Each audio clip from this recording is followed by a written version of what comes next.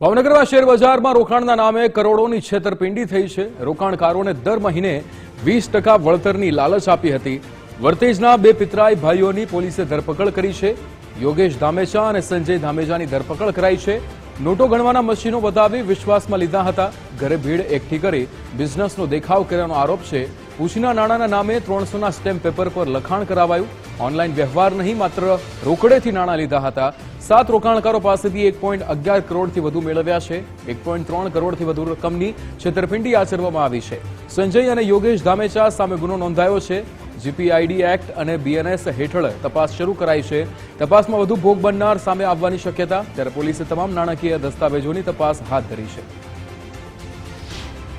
જે છે અત્યાર સુધીમાં બે આરોપીઓ જે મેઇન જે આ બધું એક ઇકોનોમિક જે ફ્રોડ હતું એના જે સૂત્રધારો છે સંજય અને યોગેશ, એને અટક કરવામાં આવેલ છે।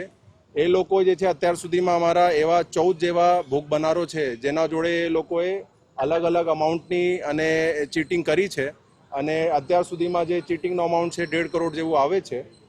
એ લોકો બેસિકલી શું છે કે બધા જે એના જે પણ રોકાણકારો હતા એને એક બહુથી અનરિયલિસ્ટિક એવું એક આપતા હતા કે દર મહિને એને 5%ની જે છે એ લોકો ઇન્ટરેસ્ટ આપશે। અને આધારે ઘણા બધા જે છે એની છેતરપિંડીની સ્કીમના ભોગ બનીને રોકાણ કર્યું। અને એમાં જે છે અત્યારે અમારા સુધી જે કીધું 15 જેવા ભોગ બનોને અમે અમારા નિવેદન લીધું છે અને તપાસના કામ જે અત્યારે ચાલે છે।